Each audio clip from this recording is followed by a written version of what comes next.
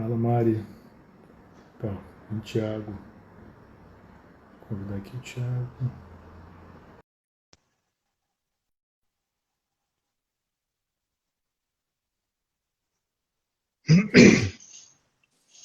Olá, Igor, tudo bem? Fala, Thiagão, tudo bem, querido? Como é que você tá? Maravilha, graças a Deus, tudo bem, tudo ótimo. Ó, pessoal entrando aí. Ó, tem mais uma Cumprimentar turma o entrar aí, doutor, né? nosso presidente da OAB aqui do Espírito Santo, o doutor José Carlos Risque. Ah, que Presença ótimo. ilustre aqui. Pessoal entrando aí, Rafael Novarini. Pessoal aí entrando aí. 9 horas em ponto, horário de Brasília. Como mineiro não perde trem, né? Então a gente sempre tá no horário. É verdade, meu cara. Tá frio por aí? Rapaz, tá, viu? Tô até para preparar aqui a nossa conversa, a gente tá fazendo um cafezinho de mineiro aqui. Meu Deus, eu nem peguei uma água aqui, mas vamos lá, Thiago. Ah, Vamos honrar as pessoas que foram pontuais aí com o horário britânico. claro. Fazer aqui algumas apresentações iniciais e a gente começa a desenvolver o assunto, porque acho que hoje vai até ser pouco tempo, que, como eu costumo dizer nas minhas publicações, né?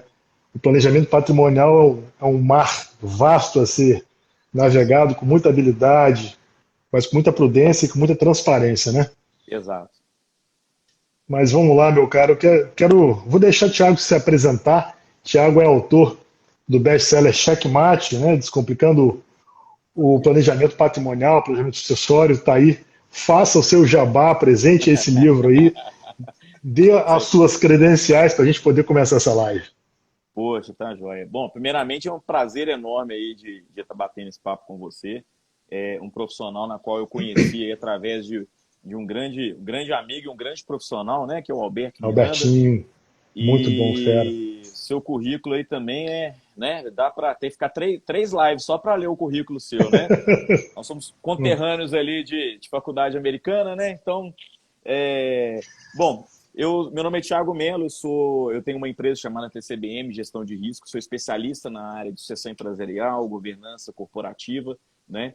E eu me especializei em utilizar ativos securitários como instrumento mãe, tanto que o meu terceiro filho aqui, sou pai de gêmeos, mas o meu terceiro filho é esse aqui, ó, Checkmate, e é uma obra que eu escrevi o ano passado e, para minha enorme alegria, ela entrou como best-seller com menos de um ano, foram mais de 5 mil cópias vendidas e totalmente independente, sem depender de editoras e assim por diante. E agora Maravilha. tem uma negociação que foi interrompida aí pelo Covid, né?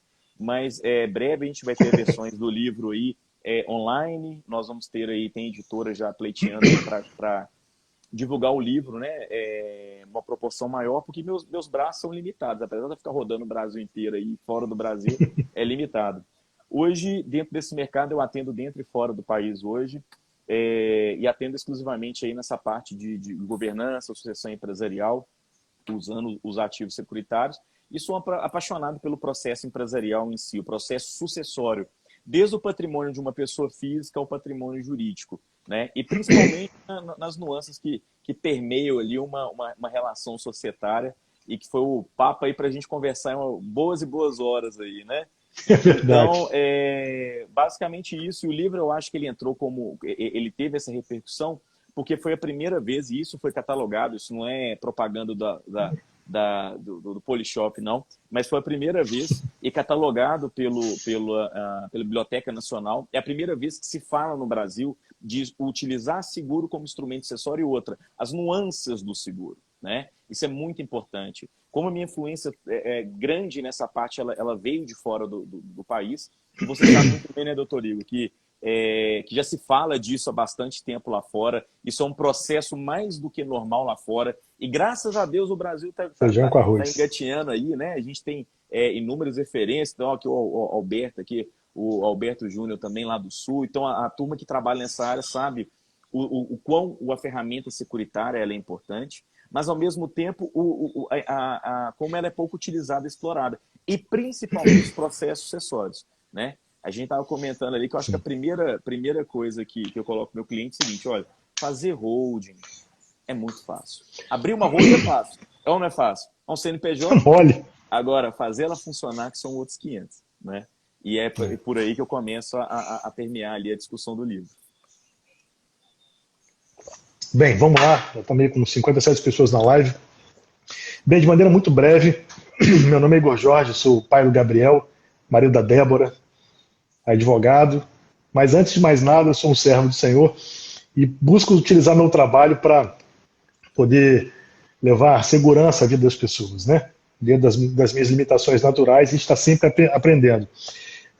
Durante os meus 15 anos de advocacia, eu sempre estive transitando entre o público e o privado, já estive secretário de finanças, já fui procurador municipal, sempre advogando para empresários, transitando, fiz uma especialização executiva em Corporate Finance como bolsista na Universidade de Ohio, e lá a gente ouve muito isso, né? Vamos entrar logo no assunto aqui, né? Como é que a proteção patrimonial é o básico, é o feijão com arroz. É engraçado que se você for comprar um imóvel nos Estados Unidos, o próprio corretor já fala, você já tem um trustee, né, que lá eles usam a figura do, né, que seria que a holding, eles utilizam lá o trust, ou as private foundations, Sim. e as LLCs, né, e é muito comum. Fala, não, já tem. Aliás, a gente vai tocar no assunto do Google, o Google tinha dele lá, mas não estava muito bem estruturado. E o planejamento patrimonial, para a gente entrar logo no assunto, ele é fácil fazer uma holding, é ridiculamente fácil, é muito fácil. Assim como fazer um quadro é simples. Você pega a tela, está com a tinta, está ali. Mas o planejamento patrimonial, né, sobre o qual a gente vai se debruçar aqui hoje, é uma obra de arte. É algo personalíssimo, né? E quais são os benefícios? Eu vou começar a tocar no assunto aqui de maneira breve, para a gente começar a jogar as ideias, e as pessoas vão colocando aqui as suas dúvidas, né? Parece que você já recebeu várias perguntas do pessoal. Postei lá no meu Instagram lá e muita pergunta para você responder aí. Então vamos lá, né? Assim, de maneira.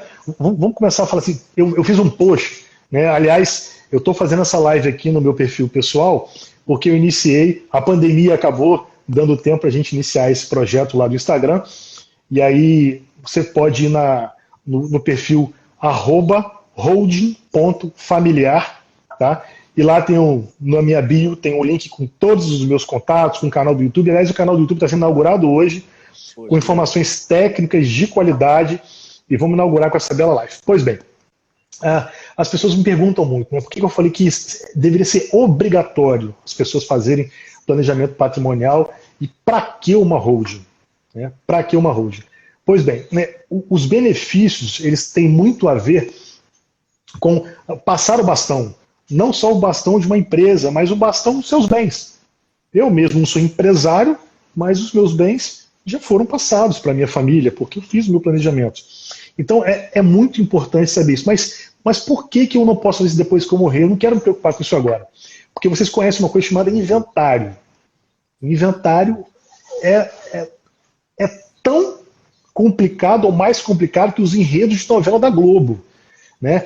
No meu escritório tem um inventário que tem 108 anos. As pessoas vieram morrendo e uma série de problemas, 108 herdeiros, um patrimônio hoje chamado em 2 bi. Isso não vai ser tão cedo, a gente está tentando desenrolar esse angu de caroço.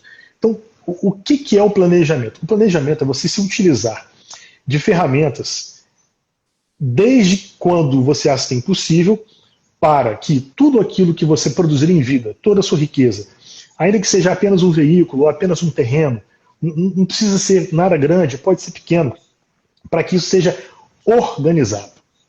Organizado juridicamente, para que os seus herdeiros, aqueles que você ama, não tenham problemas, não venham se degladiar, não venham discutir anos a fio na justiça. E isso é basicamente o planejamento sucessório.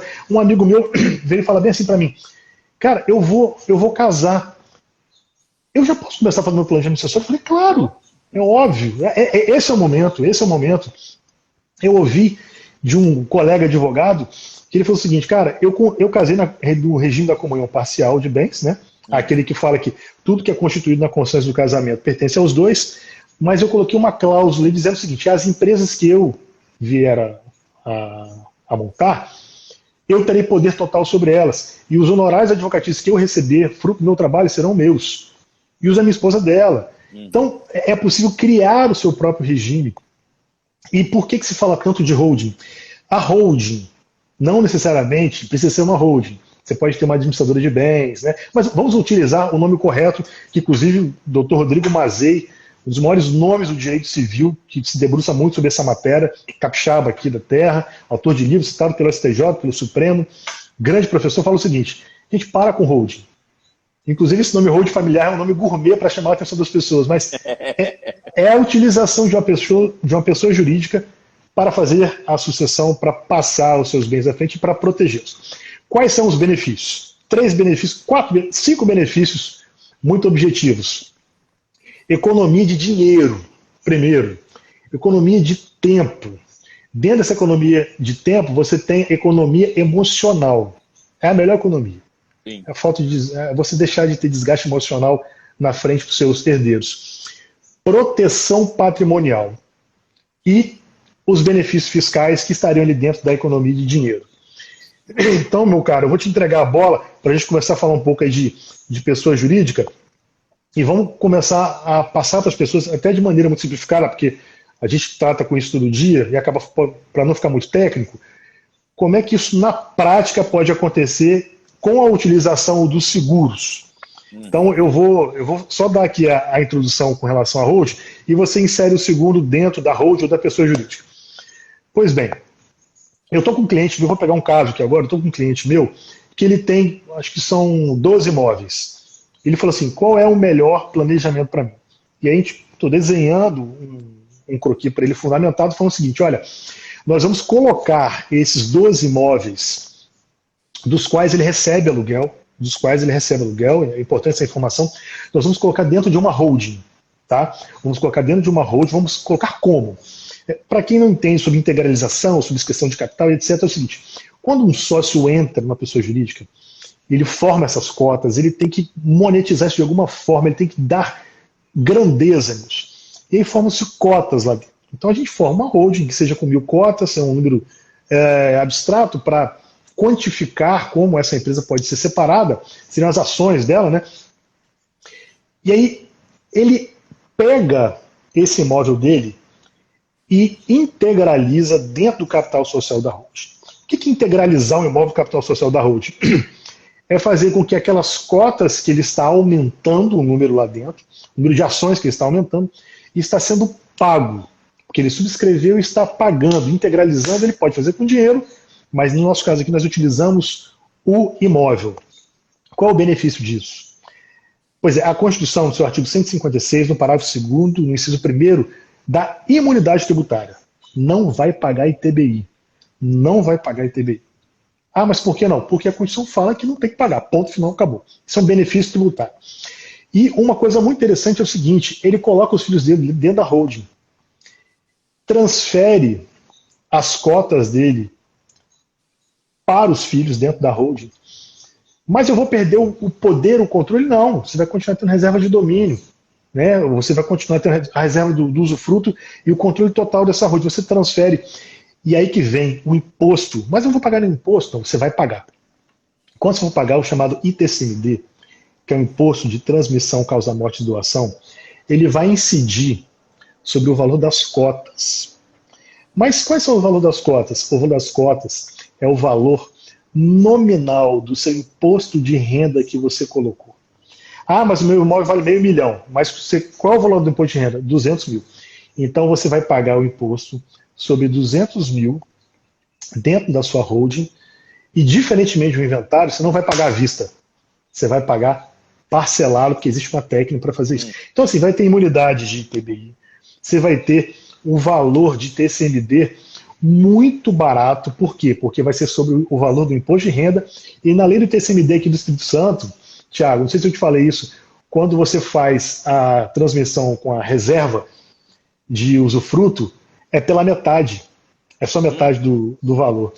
Então, assim, existe uma série de benefícios. E de lambuja, você vai ter, eu não vou falar aqui agora, vou deixar mais para frente, aquela pseudo-blindagem patrimonial, isso é uma grande falácia, né? Mas a proteção patrimonial contra eventuais dívidas aí depois a gente fala sobre dívida trabalhista, previdenciária, mas existe uma proteção sim, ela é legal, mas não existe blindagem patrimonial. E eu queria saber nesse contexto, Tiagão, como é que a gente insere o seguro de vida chamado de whole life? Então, explica para a gente como é que isso funciona dentro de uma estrutura de pessoa jurídica. Excelente. Então, o que a gente pega no conceito da hold, né? Ela vem do inglês, de rolling, abraçar, segurar, e o processo de sucessão, né? Que vem lá do grego suceder e do latim sucesso, que é passar algo a alguém de alguma forma. E o que eu tenho alguns mecanismos. Não adianta a gente ter a melhor constituição advocatícia, o melhor planejamento do direito, o melhor planejamento tributário, mas eu preciso de uma liga para essas duas coisas conversarem uma com a outra, né? E por que isso é vislumbrado muito lá fora? E dentro da Constituição das sociedades beneficiárias, que seria a tradução em português ali para o que se faz lá fora, né? Que seriam as fundações. Nem sempre aquele sujeito ele tem um coração tão bom assim, mas na verdade ele quer fugir ali de uma tributação que pode chegar numa economia até de 22, 16, 22% de imposto lá fora. E nós carregamos hoje no nosso país uma das menores cargas ainda, né? Carregamos uma das paraíso fiscal. Cargas. Somos um paraíso fiscal. Exatamente. Por isso que muito, por exemplo, a gente vê muito asiático comprando imóvel aqui no Brasil e no interior do Brasil. Porque enquanto lá eles pagam até 56% sobre o valor do patrimônio, que seria o ITCMD, a gente está pagando 4%, 8%. E nós vamos falar um pouquinho mais à frente aí dessa fragilidade legal que 2% em Manaus Covid trouxe. Exatamente. Né? Só que é um efeito dominó. E o Brasil hoje está com problema de caixa. E caixa custa dinheiro. Bom, eu tenho alguns aspectos que são legais e alguns aspectos extrajudiciais. E o extrajudicial ele está exatamente na interpessoalidade, ou seja, nas relações interpessoais. Quando eu fui para lançar o livro, inclusive ela que está participando aqui da live, que é a Érica Pessoa, que foi responsável, e devo muito a ela, que ela foi grande responsável por divulgar o livro, a estratégia de comunicação, etc., foi uma missão muito danada, porque como a gente está fazendo aqui, a gente tem que fomentar para que as pessoas entendam que é um conteúdo e que elas precisam antenar para ontem para esse tipo de operação. E o que o seguro ele consegue fazer nessa situação? Ele pega aquele contrato, porque o seguro, a apólice de seguro, ela é um contrato entre partes. Eu escolho e defino quem vai ser o beneficiário daquela operação e o objeto de proteção. Só que eu consigo colocar em valor fora do que está colocado tanto no fiscal como no direito. Ou seja, quanto que custa um legado? Quanto que custa uma história de anos e anos de uma família? Quanto que custa proteger aquilo que é intangível financeiramente? Então, o instrumento de seguro, e eu como economista nessa parte de economia, eu posso dizer muito bem, dos instrumentos econômicos que eu conheço, o seguro é um dos mais altruístas que existe, porque ele é capaz de tangibilizar aquilo que o dinheiro não faz. E não entra no inventário. E não entra no inventário, livre de tributação. Eu posso direcionar sem obedecer à regra da legítima, né? Que como a gente vai também expor um pouquinho mais à frente, de processos que deram errados. E o que acontece nesse sentido? Eu consigo então pegar aquilo que o advogado determinou, junto com aquela parte tributária, e eu vou criar uma apólice de conexão que vai fazer indenizações em uma série de situações. Quais são as situações que essa apólice ela pode fazer indenização garantindo dinheiro líquido? Primeiro, eu e você somos sócios. Uma coisa nós, como bons latinos, né? O latino tem a conexão do bolso e o coração muito próximo, né? Então, tanto que eu falo que no Brasil nós temos duas grandes modalidades, que é emprestar cartão de crédito para o colega de trabalho e comprar consórcio. Isso, olha, só existe no Brasil. Eu não sei, acho que eu não falei no início, eu fui presidente de uma das maiores organizações na área de seguro e financeira mundial. Eu fui presidente do Brasil por 3 mandatos seguidos, que é a MDRT, que é a Million Dollar Round Table. E quando a gente vai pesquisar os instrumentos financeiros que nós dispomos aqui com o que é praticado lá fora, a gente percebe que a gente está um pouco atrasado em algumas coisas. Né? E o que acontece com a conexão, o brasileiro, ele é muito... Nós latinos, na verdade, a gente é muito coração nas emoções. E um bom dia mal dado por sua parte pode romper a nossa estrutura societária, né? Então, eu posso querer romper, não quero saber o prejuízo que eu vou tomar e assim por diante. Então, o que acontece nesse sentido? E até respondendo aqui também um dos ícones nesse mercado, que é o João Paulo Boté, que é meu mentor, é um cara que eu tenho um profundo respeito e admiração.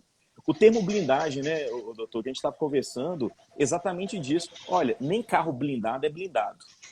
Então, quem te oferecer uma blindagem, uma Corre. intocabilidade plena do processo, corra para as montanhas, que esse é batedor de carteira, como diria meu amigo lá do Sul, o Alberto Júnior. Ele falava muito bem, isso é batedor de carteira. Porque não existe, por melhor advogado, por maior conhecimento que você conheça da parte legal, por maior conhecimento que a gente tenha na parte tributária, sempre vai haver aquelas janelas, aqueles furos, aquelas lacunas. E Sim. essas lacunas, elas vão ser complementadas por mais um instrumento. Eu costumo dizer que a apólice ela faz um encapsulamento, independente de qual modalidade de hold foi criada. Né? Porque hoje a gente tem mais de 72 tipos catalogados de hold no planeta e a gente tem aí mais ou menos de 36 a 48 tipos de hold empregadas no Brasil. Eu costumo dizer lá no capítulo do livro que a gente tem, né, quando os Beatles terminaram a carreira em 1976, quando os Beatles terminaram, foi quando as holds explodiram no Brasil. Né? Exatamente pelo apelo tributário. Porque era uma maneira do país evitar uma evasão do seu dinheiro e segurar e oferecendo esse instrumento tão inteligente que é praticado até hoje e que é pouco explorado. Né? Sim. E o seguro ele vai entrar exatamente o seguinte. Primeiro, faleceu um dos sócios. Eu não quero, eu me dou muito bem com você, mas eu não sei como é que você vai me dar bem com a minha família, que eu carrego atrás, nem a esposa, etc. Uma coisa é a família entender que a minha cota vale milhões, e na verdade eu sei que na realidade ela vale menos. Né? E aí outra coisa é a seguinte, qual que é o nível de intimidade dessa família no negócio? Eu dei uma entrevista no final de novembro do ano passado para a Band News, para uma coluna de negócio, falando exatamente isso. Mais de 60% dos herdeiros dessa nossa geração agora, chamada geração alfa, ou seja, dos nossos filhos, né? Que, deixa eu ver que tá, acho que o Os pessoal está acompanhando millennials. aí, dos filhos que estão assumindo os negócios, não ocuparão os negócios primordiais que foram fundados pela família. Antigamente eu tinha um imigrante italiano que veio para o Brasil, montou uma padaria, o filho já nascia predestinado a ocupar o lugar do pai. No nosso caso, ainda houve um funil um pouco menor.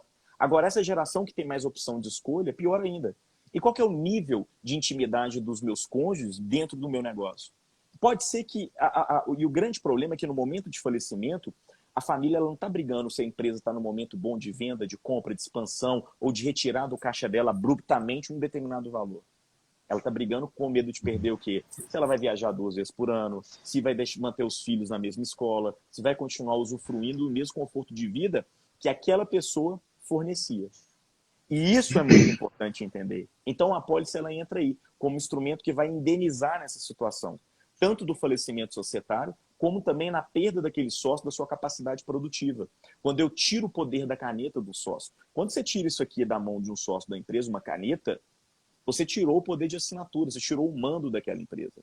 E aí a apólice de seguro ela pode atuar nas seguintes bases. Indenizando as partes, aonde você vai comprar as cotas daquele sócio falecido e a família é indenizada de forma justa, há uma hombridade nas relações, então eu já apazigo essas relações. Segundo, além de fazer a indenização de forma direta, eu ainda permiti para você que fica trazer a estabilidade que você vai tocar um negócio com a cabeça tranquila. Segundo momento, se eu em vida paro de contribuir para o nosso negócio perdendo a capacidade produtiva, o que vai acontecer nessa situação? Eu também sou indenizado e em vida eu tenho 2 opções. Eu saio da sociedade, dependendo do grau de lesa de saúde que eu tenho aí, não posso mais voltar para o negócio, ou eu posso me afastar por um tempo, pegando o dinheiro e falando o seguinte, metade desse dinheiro é meu, continuo recebendo meu prolabore, que meu custo de vida vai subir muito, a outra metade vai ficar na empresa de salvaguarda, ou para que vocês contratem um CEO ou um gestor que ocupava o meu cargo, para ocupar a minha função do que eu faria, sem tirar do caixa da empresa. Porque esse cara, quando ele sair, eu vou precisar contratar um profissional a peso de ouro. E aí, eu vou ter caixa para isso a longo tempo? Então, eu também coloco isso. Uma situação acontece demais na sociedade nossa atual. Os pais criaram impérios, os filhos estão fora do negócio da empresa. O pai mexe com usina siderúrgica de aço, um filho faz gastronomia, a outra medicina e o outro no concurso público. É Aí o cara verdade. vai para gastronomia, tem um filho que virou piloto de avião. Ou seja, não vão querer assumir os negócios. O Com grande certeza. problema, e que você vê muito isso quando te procuram, né? Eu falo que a profissão nossa aí, e a do advogado, que para mim é fundamental nesse critério, quando se estabelece um contrato muito bem feito, é apagar alguns incêndios, né? Porque às vezes a gente chega pegando fogo algumas coisas. Quase Não nunca, precisa né? devagar, sou bombeiro. E aí acontece no meu caso também. Então eu falo assim, olha, quando eu tenho um instrumento aonde a família sabe que ela vai estar indenizada e vai manter o padrão de vida, quando você vai ter indenização e manter esse padrão de vida, eu trago um senso de hombridade nas relações. Então, se eu sou o único comandante daquela empresa e sei que meus filhos nunca ocuparão um cargo, mas a minha família depende daquela empresa para o meu ganha-pão, e um dos maiores problemas que a gente tem hoje na nossa sociedade são os jovens velhos, né? Eu conheço herdeiros de 45, 50 anos que têm idade mental de 15, 20 e não vão ocupar a empresa. E aí? Esse cara, no primeiro momento que ele sentar na empresa, que ele herdou do pai, ele vai quebrar ela em menos de 5 anos. E é uma Sim. estatística. A cada 100 empresas no Brasil, 75 dessas empresas quebram em menos de 5 anos. Enquanto o ciclotime médio lá fora, nos Estados Unidos, por exemplo, são 20 anos. Olha a disparidade. Mas por quê? Exatamente aquilo que você falou, que sua mente perguntou. Você acha que eu começo o meu planejamento sucessório quando? Quando você respirou, é o melhor momento. Quando você vai Mas unir momento. patrimônios, é o Registrar melhor tudo. momento. O combinado aqui em Minas, né? Fala, ó, o combinado não sai caro. Então, é Exatamente. importante entender, lá no Nordeste, que é outro lugar que eu atendo demais também, eu tenho bastante cliente para o lado de lá, o pessoal fala, ó, farinha pouca, meu pirão primeiro, né? E é o que acontece no momento da Fato. partilha de bens. Todo mundo quer a mesma fatia do bolo. Poucos estão dispostos a tirar dinheiro do bolso para ter acesso a essa fatia. E o seguro, ele entra como instrumento exatamente para prover o quê? Tanto o pagamento da parte tributária, do ITCMD, do patrimônio que se herda. No momento também é o contrário. E se eu tiver no momento do falecimento daquele sócio, daquele dono do patrimônio, a família está endividada financeiramente ou a empresa ela está com caixa, né, negativo? Além de eu ter um instrumento que vai criar um overprice ali na minha empresa de maneira legalizada, sem nenhum malabarismo, né? O que vai acontecer nesse momento é o direcionamento pleno e direto para que eu tenha indenização, dinheiro na mão. Porque a apólice de seguro é o dinheiro mais rápido que se paga. Né? É uma liquidez imediata no menor espaço de tempo, sem nenhum tipo de tributação. E a diferença que você perguntou do whole life é exatamente isso. A própria nomenclatura diz, é para a vida inteira. Eu Inteiro. tenho a Fato. possibilidade, obviamente que cada cliente tem uma modalidade ou um desenho securitário que é aplicado. Eu, particularmente, eu sou um apaixonado pelos produtos whole life, o whole life mesmo aqui no nosso país hoje, ele tem uma parametração internacional de processo, isso é muito importante, né? Então, o que acontece nesse sentido é o seguinte, eu escolho em quanto tempo eu compro aquela apólice. É igual uma casa. Em vez de eu viver de aluguel por anos da minha vida, eu escolho quitar aquela casa no menor espaço de tempo. E o uso fruto daquele bem ele vai ser estendido. E com uma diferença. Se eu não quero mais aquele bem ou aquela casa, eu tive o meu salvaguarda gerado pela reserva financeira gerada por aquela apólice como um instrumento também de rompimento societário. Um instrumento também que em vida deu tudo errado na minha vida, eu perdi patrimônio, opa, o meu dinheiro lá. Um outro público que eu faço muito nessa parte patrimonial são atletas, né?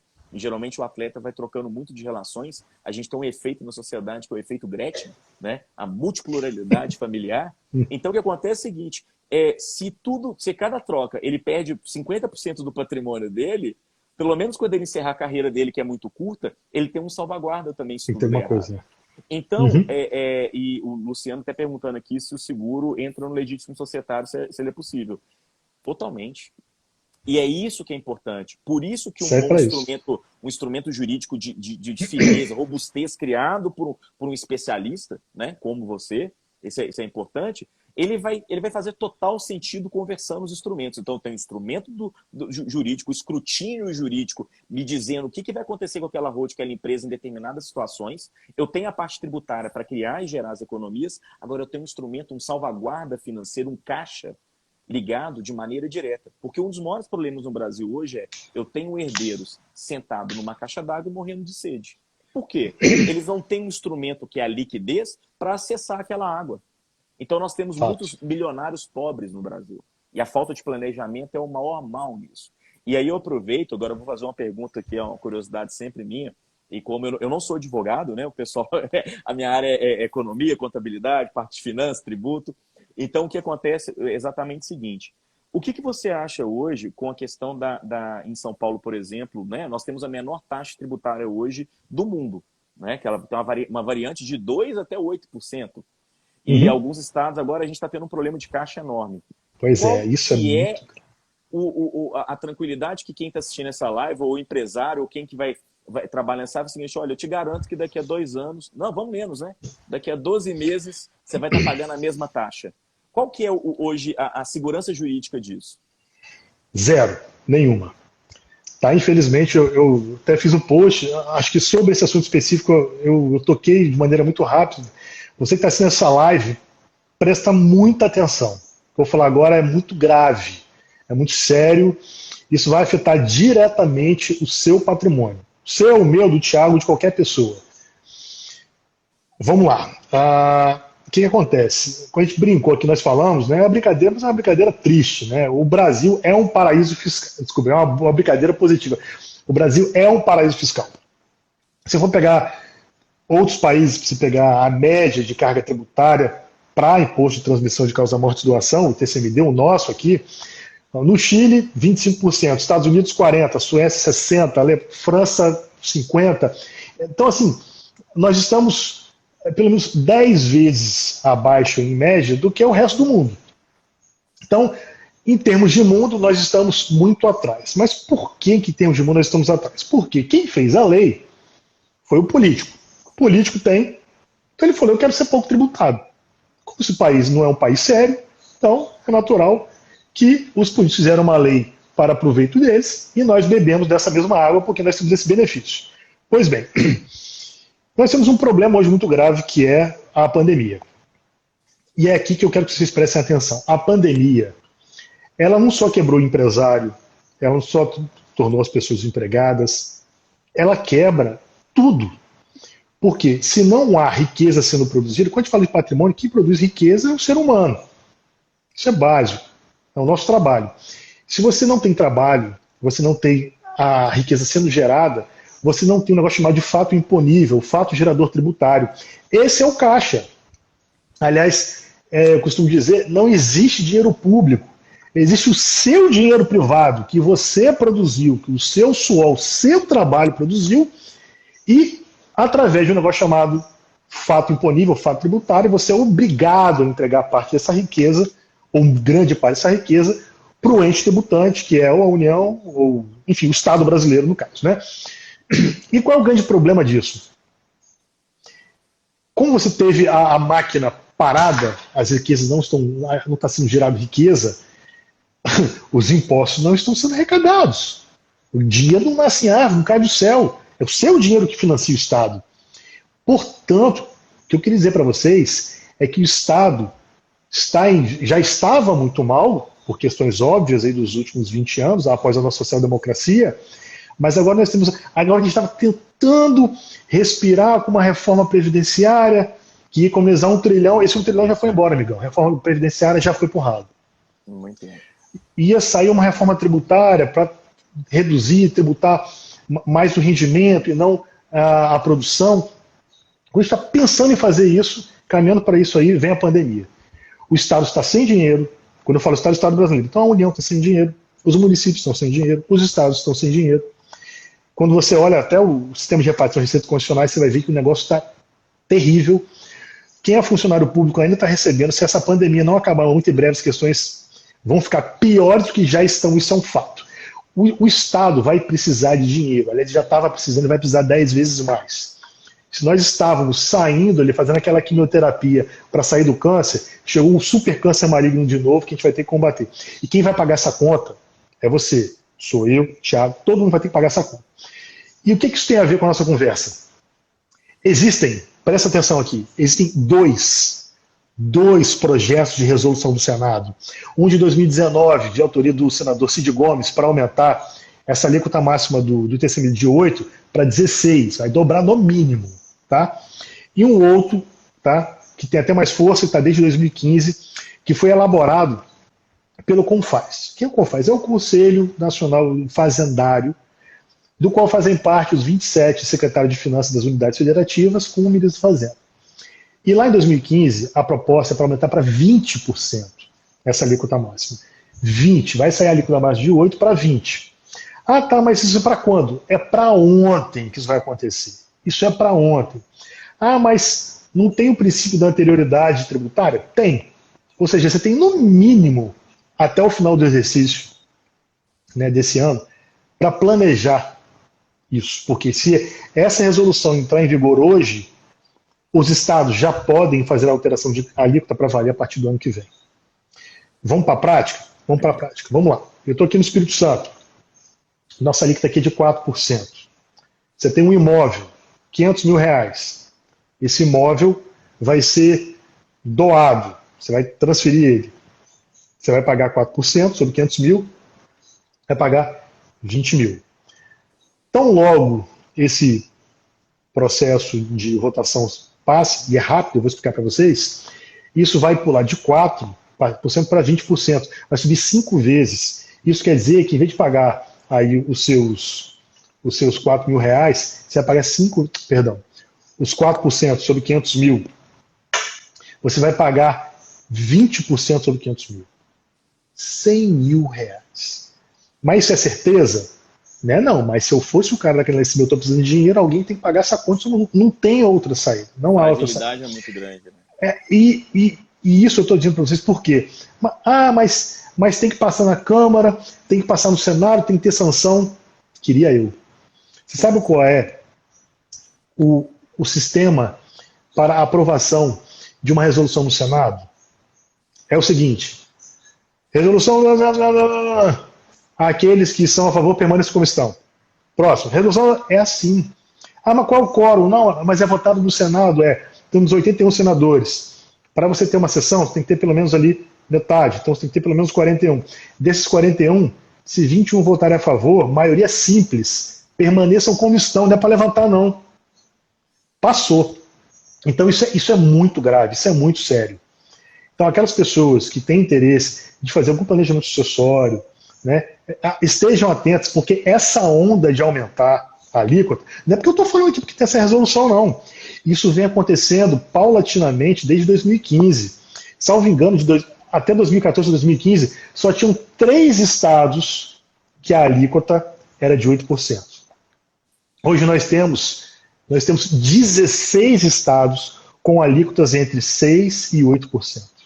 Ainda, né? Isso pode ser que... ainda. Então, não é terrorismo, não. Só você pegar a lei do seu estado, verificar, você vai ver que essa alíquota ela está sendo votada e ela está lá. Nós temos 2 projetos, não é um não, são 2. Um em 2019 do Cid Gomes e um outro do pessoal do Confaz, que foi para o Senado em 2015. Então, e isso é muito grave. O Estado vai vir com mão forte sobre o seu patrimônio. O patrimônio que você ralou para deixar para o seu filho, para sua filha, você esquece. Vão meter a mão e vão levar. Tá, e qual é a boa notícia? E sem negociação, né? Esquece. Não, e outra coisa. Eu até postei lá, tá lá depois, quem quiser, vai lá no meu perfil, no @, até fixei para vocês, cliquem, sigam lá, holding.familiar. Tem uma postagem que eu falo sobre isso. Efeitos práticos.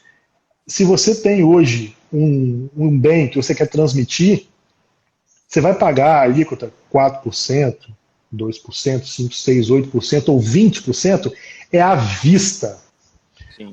Mas eu recebi isso, estou recebendo dentro do inventário, minha família não tem dinheiro para pagar. Não tem? Então você vai vender o seu imóvel. Mas eu vou vender um imóvel dentro do inventário? Além de todos aqueles problemas que eu já citei, vamos falar que foi um inventário super tranquilo, está todo mundo de acordo. Ok, todo mundo de acordo? Vai vender um imóvel para ter dinheiro para pagar o imposto. Porque sem imposto você partilha. Quando você for vender esse imóvel, a pessoa que vai te comprar vai falar bem assim: esse imóvel está em inventário, não partilhou ainda. Essa pessoa vai depreciar no mínimo 20% do seu imóvel.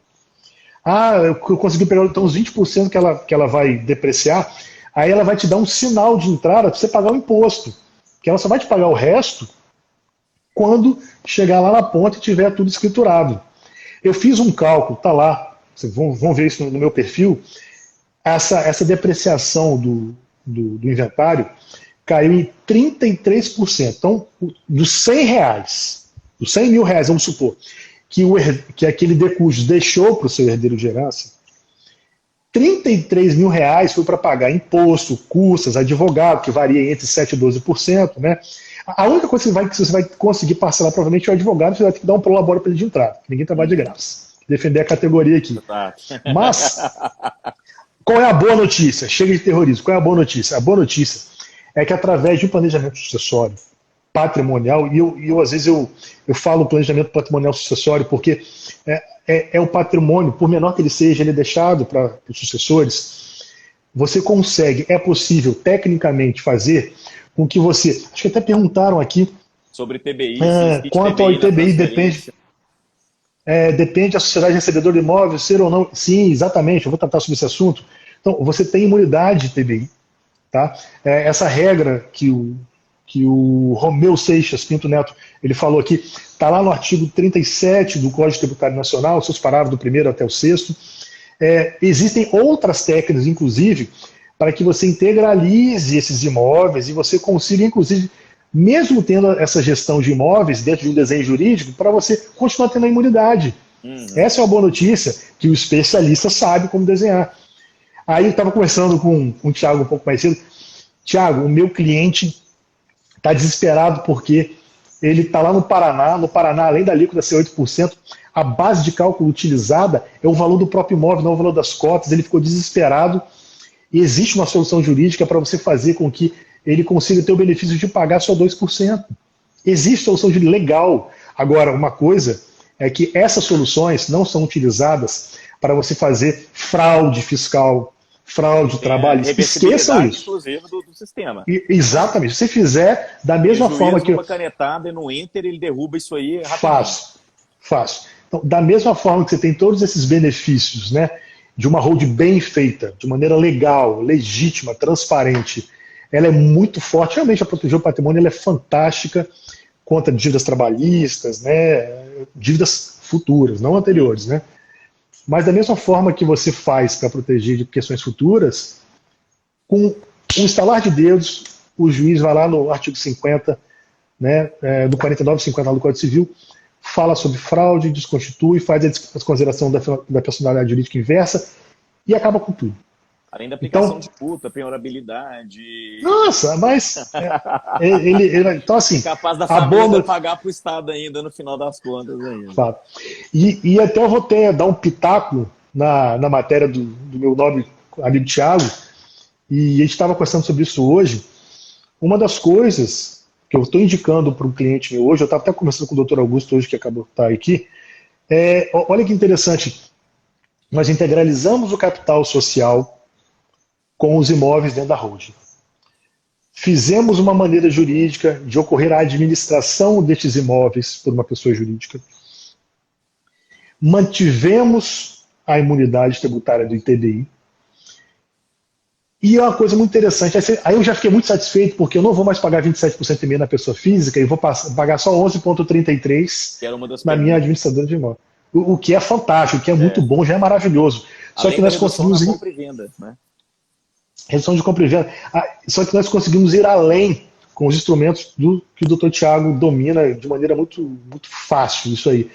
Nós utilizamos a receita oferida nesse aluguel por essa pessoa jurídica para fazer o pagamento de uma pólice whole life. E aí, aquela sua tributação, eu botei isso, está lá também no meu Instagram, né, no Holding Ponto Familiar. Vamos supor que você receba 10 mil de aluguel. Você iria pagar aí os 27,5%. Aí você já fica muito feliz, porque com o planejamento patrimonial você já consegue reduzir para 11,33%. E ainda, alguns não conseguiriam ter imunidade tributária, mas a gente consegue essa imunidade tributária com o desenho jurídico. E aí já seria muito bom, você ia pagar só R$ 1.133 de imposto. Eu falei, Thiago,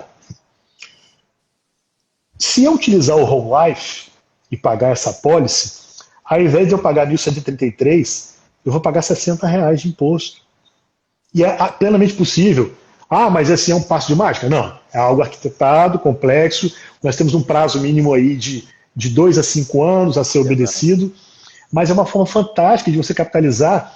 E repetindo o que o Thiago já falou, você não vai, de maneira alguma, ter problema com essa apólice dentro de inventário, porque isso não é dinheiro de inventário, isso não é herança. Isso é muito claro na lei, isso nem se discute. Até vou abrir um parênteses, doutor. Isso aí é uma dúvida que até muito advogado tem, por incrível que pareça, né? Quando não mexe nessa parte sucessória. Ah, mas o seguro, ele vai entrar no ganho de capital da minha empresa, se a minha holding, ela vai ter aumento de capital social. Não, é um evento pós-morte. Pós-morte. Ela é paga pós-acontecimento, e a lei é muito clara nisso, né? Por ser em verba indenizatória, ela não sofre Exatamente. incidência E não tributária. precisa obedecer à regra da legítima também, que tem que Exato. distribuir igual para os herdeiros. Não, eu posso escolher para quem que eu distribuo, na cota, proporção, né? A multipluralidade do instrumento, ela é legal por conta disso. Tiago, cara, passa muito rápido o tempo, é muita informação, está faltando 15 minutos aqui. Eu queria que a gente focasse aqui. Você tem algumas perguntas aí? Vamos tentar fazer um contexto com as Já vou perguntas que as matar pessoas fizeram duas de uma aqui. vez só. Mata rápido aí, vamos lá. Aqui o que eu estou recebendo é o seguinte, eu já vou respondendo. Muitos dos advogados, por não conhecer a plenitude desse instrumento Whole Life, indicam o quê? A boa e velha, né? Aliás, o gerente de banco também é danado para indicar isso, né? Que eu acho que o último amigo que nós vamos ter do nosso dinheiro vai ser o gerente na questão de administração, mas o que a gente vai ter, né? Porque o cara, ele é vendedor de algum produto. Claro. Por melhor que ele for, ele tem meta da hora que ele abre e fecha. Claro. E aí, intuba-se no cliente, a palavra é essa, intuba-se de maneira, até pelo desconhecimento do cliente, que a previdência privada é um instrumento de liquidez. E, ao mesmo tempo, que ela vai ter isenção total e plena no patrimônio. Então, eu já coloco, e corrijo se eu estiver errado nessa parte, eu falo para o meu cliente o seguinte, previdência não pode ser encarado como instrumento Whole Life. Primeiro que ela está atrelada a algum fundo está atrelado a índices de mercado. Olha o que está acontecendo com as previdências privadas do país. Eu dei uma palestra 2 semanas atrás para um banco, na qual eu fui contratado para falar sobre os fundos previdenciários do país. Os 100 maiores fundos previdenciários do país estão operando em curva negativa. Uma variante real líquida de 24% a 40%. Pergunta, Fato. doutor Igor, se você precisasse de dinheiro agora, você ficaria satisfeito de saber que você tem menos 24%, 40%? Não. Segundo, se a previdência não é para subsistência, e o perfil de cliente que a gente conversa aqui, que com certeza não tem a previdência para pagar as contas básicas, pelo contrário, ela pode ser penhorada com um enter, com um clique, né? E eu falo isso de casualidade pessoal, o doutor sabe dos casos pessoais aí que a gente já conversou. Ela não pode entrar com instrumento. E ela ainda pode entrar como ganho de capital. Porque qual que é a finalidade de uma previdência início, meio e fim? Aumentar o patrimônio a projeto futuro. Então a previdência como instrumento sucessório, péssimo negócio. Ela tem sim, cada dinheirinho tem a sua casa. Ela tem a sua função muito bem definida no escrutínio financeiro. Mas com essa objetividade, para gerar liquidez imediata, para gerar ali uma proteção de caixa, não tem jeito. Sem chance. A gente teve aí o ex-presidente da República, né, um caso mais notório, e teve a previdência penhorada aí da noite para o dia. E, ao mesmo tempo, o que acontece com as informações, as perguntas que eu estou recebendo aqui na outra tela? Perguntando exatamente para você o seguinte, além de você explicar para a gente a diferença do ITBI e do ITCMD, eu gostaria que você contextualizasse, porque parece que num passo de mágica some tudo, né? Que quando o cliente chega para você, olha, eu tenho o holding, está resolvido. E eu queria que você pontuasse essas falhas aí dentro do processo. E uma coisa muito importante do negócio. Me passa o modelo de contrato aí para a turma aí para funcionar. Vamos lá, de maneira clara e objetiva. O ITBI é o Imposto de Transmissão de Bens Imóveis de competência estadual, tá? Toda operação de transferência de bem imóvel vai ter incidência de TBI, ok? Então, ponto fato. E quando que isso não vai acontecer?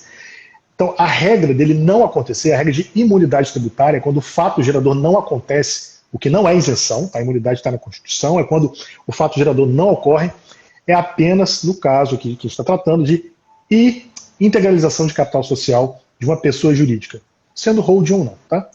E é uma outra conversa, mas basicamente a imunidade é assim. Mas e se for uma administradora de imóveis? Pois é, o artigo 37 do CTN, lá nos seus parágrafos, fala que se 50%, se mais da metade da receita corrente líquida da pessoa jurídica, 2 anos anteriores ou 2 anos após a sua da constituição da empresa, for proveniente de compra e venda de imóveis ou aluguel, essa imunidade não vai acontecer. Ou seja, imunidade condicionada. Tá bom? E o ITCMD? ITCMD é um imposto também estadual, tá? É um tributo na modalidade de imposto que ele incide sobre imposto de transmissão, causa morte e doação.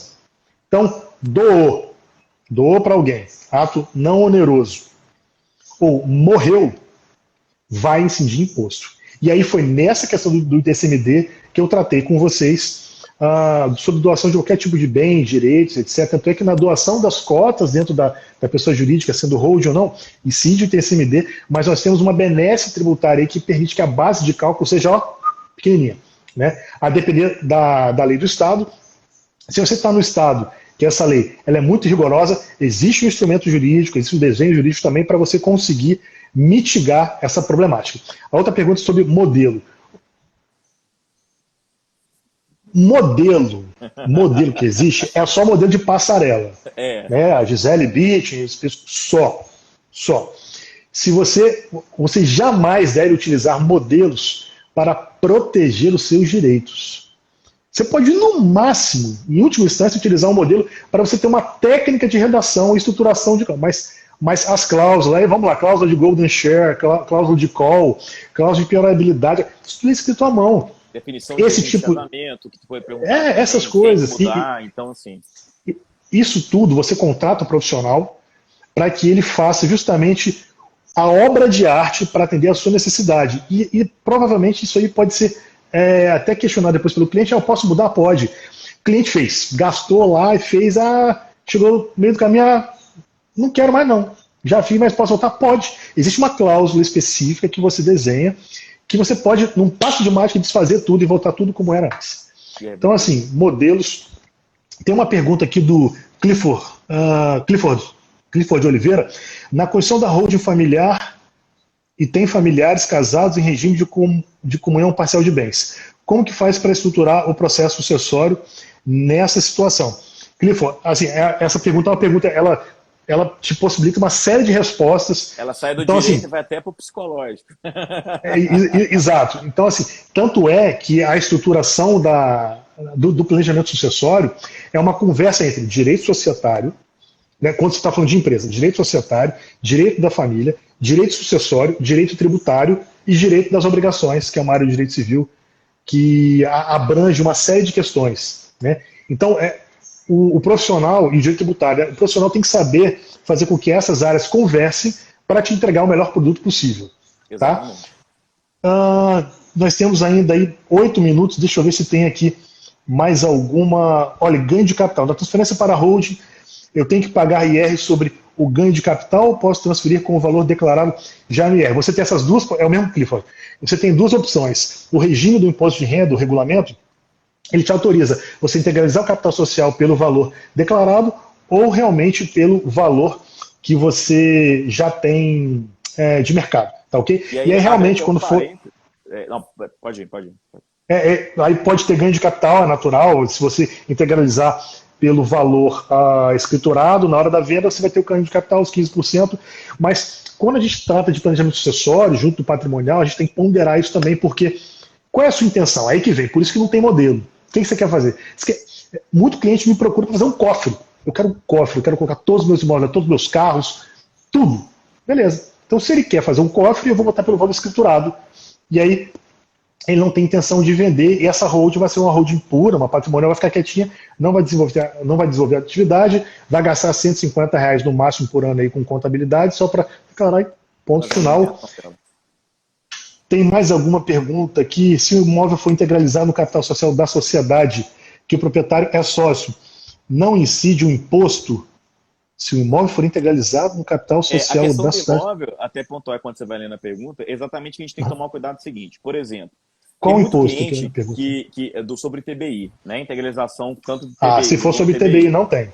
Porque eu tenho um problema seguinte. Depende. Eu tenho muito cliente que tem o patrimônio dele, mas o imóvel dele que ele mora, que tem 5 andares, uma casa maravilhosa, está declarado para a prefeitura da cidade que é um terreno em construção para ele pagar menos, né? Pagar o IPTU no final do ano é menor. Aí eu tenho aquele outro, um erro contábil muito crasso também em relação a isso, que é severo, depreciar o valor da empresa para poder pagar menos lá na frente. E, inclusive o profissional deve ser preso, porque qual é o problema? Por isso que a multidisciplina, né, é pegar o contador, o tributário, o direito e um instrumento que traga liquidez através do seguro, ele precisa conversar nas nuances, porque ninguém sabe tudo. E aí eu tenho a depreciação. Exato. E hoje eu tenho sistemas de geolocalização das prefeituras, que não são mais bobas, e descobre que da noite para o dia, olha, pintou uma casa ali, rapaz. Vamos fazer o seguinte, eu passo o ITBI para você. só que o valor daqui mudou. E aí, muitas das vezes, eu tenho um cliente que, para fazer o processo de hold completo, ele vai gastar muito dinheiro, milhões. E ele fala assim, eu não tenho esse Isso é a mó dinheiro. balela. Qual que é a alternativa que eu tenho? Porque a hold, ela é muito importante e não é a receita de bolo, mas ela serve para cada pessoa numa determinada forma de acontecer, num determinado momento e outra. Eu tenho que alinhar o bolso com a realidade também, né? E muitas das Exato. vezes, quando a pessoa não tem a receita suficiente, o que a gente faz? Eu inicio pelo meu alfa, que é através de uma operação de uma pólice sucessória. Porque eu consigo alavancar muito dinheiro a baixo custo, né? Sim. O Fê Almeida 67 perguntou assim: na hold não incide TCMD? Veja bem, a incidência não é na hold, a incidência é no fato gerador tributário, que seria a integralização do capital social. A hold é uma pessoa jurídica. Qualquer pessoa jurídica, você fizer integralização de capital social dentro da regra geral do 156, parágrafo 2º, inciso 1º da Constituição, você vai ter imunidade tributária com relação ao ITBI. O ITCMD, você vai pagar, mas vai ser bem menos, porque a base de cálculo é menor. E aí, já respondendo uma outra pergunta que tem aqui, perguntaram qual é a base de cálculo, se é o valor venal. Depende da legislação do seu estado, tá bom? Exatamente. Mas para esse problema, nós também temos uma solução técnica com relação a isso, para a gente evitar justamente as maiores alíquotas em estados que são muito gravosos. Também, né? Que é muito danosa. Muito danosa. Então, o ITCMD você vai pagar uma base de cálculo bem pequenininha, o que é um benefício, não tem como você se livrar. Mas ele vai ser pago no momento que você transferir as cotas para os herdeiros, né, por os que forem seus sócios na hold. E uma coisa que eu falei no começo, aqui no meu estado, quando você faz a doação das cotas e você preserva o usufruto, você paga utilizando a base de cálculo pela metade. Então aqui no meu estado ainda também é uma maravilha trabalhar com isso. Tem muita pergunta aqui. Gente, é porque o Instagram ele é bem cruel com as lives. Ele chega igual o estado, a mão pesada, né?